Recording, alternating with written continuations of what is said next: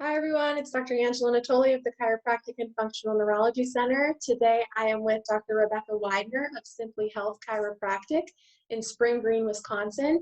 She is going to share with us today her top de-stressing tips and tricks, which is great in the society that we live in, right? Who can't use that? So Dr. Rebecca, I am so happy you can join us today. Welcome.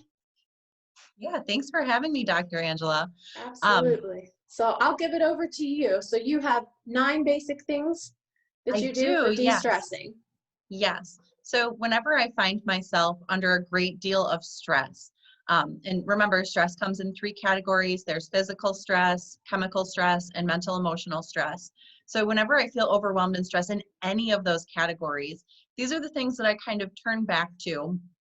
Um, and the first one is making sure that you're getting enough sleep, because when our bodies get run down, if we're not getting enough sleep, then we're more susceptible to get sick, and we're more susceptible to, you know, get overwhelmed by the stress even more. The second, my second de-stressing tip is cleaning up my diet. So really taking stock of like, okay, what am I putting in my body to have as those building blocks for the rest of my body? Because in times of great stress, there's not a whole lot of extra wiggle room. Like, you have to get really strict with things. So where's your vegetable and your fruit intake? And one of my super secrets, it's not so secret because I'm telling all of you right now, but one of my super secrets is juicing. And when I'm feeling a lot of stress in my life in any one of those categories, I like to juice 2, 3, 4 times a week. And that's giving me a ton of vitamins and minerals and nutrients, just like in a big condensed form. And an alternative to juicing, if you don't have a juicer, is using like a blender, like a NutriBullet type blender, and putting some vegetables and fruits in there and creating a healthy smoothie for yourself. Again, it's just a way to get all of those beautiful condensed nutrients into your body in a really usable form. My third de-stressing tip is exercise. So 30 minutes of vigorous exercise, be that a brisk walk, be that weightlifting, be that some power yoga, or anything in between. There's a lot of different things you can do, but that's just a really good way to like get out there and move your body and get some of that stress out of your system. My fourth de-stressing tip, 10 minutes of meditation a day. So just quieting your mind. And I know a lot of people, I think, shy away from meditation because they think it needs to be this thing where you're sitting in a room with 30 other people and like chanting Om for, 3 hours at a time. And that's not so. You can just sit, find yourself a real nice quiet spot and sit and just focus on your breathing. One of the things that I really like to do is just do this square breath where you inhale for a certain number of counts, you hold it, you exhale for the same number of counts, you hold it for the same number of counts, and you just go right around in that square. And that's just a way to focus on your breath, bring things back into your body instead of having everything go crazy outside of your body. My fifth tip, I've really been loving my acupressure mat lately. So you can find those pretty much anywhere, but it's just, I lay it down on, actually I lay it down on my bed and then I just lay down on it. And after about 10 minutes on there, I just feel a lot of the tension in my muscles melt away. So that's just a really, that's one of my super secret tips. My sixth tip is regular chiropractic adjustments. So it's no secret, all of my patients know this because I tell them all that I'm getting adjusted at least once a week. But when I feel the stress start to pile on my system, I'm not afraid to call my chiropractor and get on their schedule 2 or 3 times in a week just to make sure that my body is functioning at its peak. Because I know that stress, of course, affects your spine and it affects the nerve flow coming out of your spine. My next tip is turning your TV off.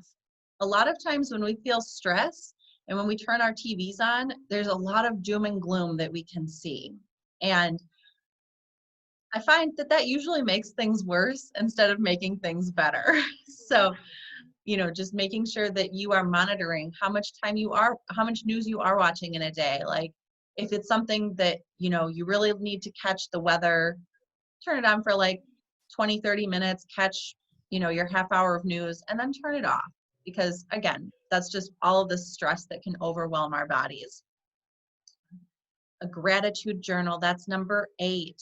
So if you keep a little journal, just start writing down everything that you're grateful for. And yes, even the small things count. Like, are you grateful that you woke up this morning? Yes. Are you grateful that you can breathe air with your lungs? Yes. Start small and then, grow it into anything else that you are grateful for.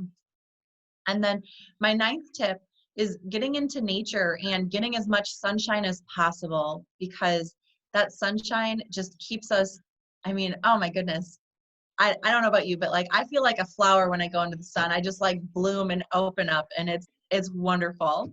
And I find that just really helps boost my vitamin D levels, which I personally feel like really boost my mood and my overall mental function as well. Absolutely. Sunshine will do wonders for your attitude and just for your overall mental health for the day. Just seeing blue skies, that's a wonderful thing. So when they're there, take advantage of it. Absolutely. So any tips on how to do a gratitude journal if people are struggling with finding things? So I know you said start small. Are there certain things that you can help people start one?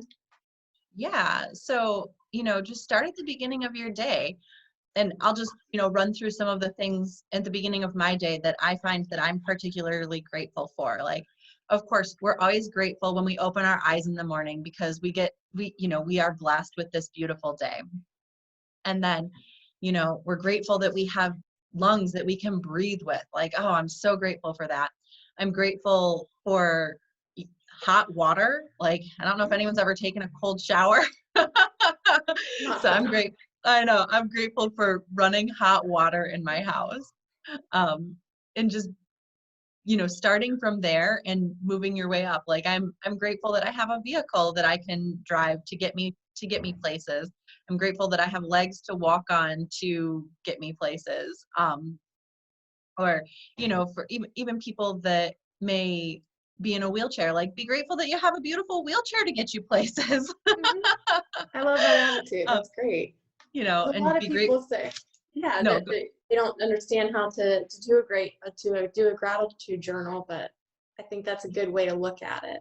Whatever yeah, you have right now is where you start. absolutely. Because, you know, how I do it is I date the top of the page, and then I just like to write until I'm able to fill a page.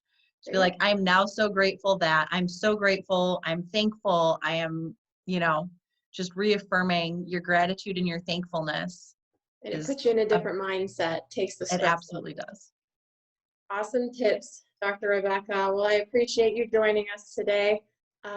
We will do more of these and bring tips and tricks to both of our patients. And if anyone has questions, comments, or things they would like us to talk about, feel free to leave comments in the section below.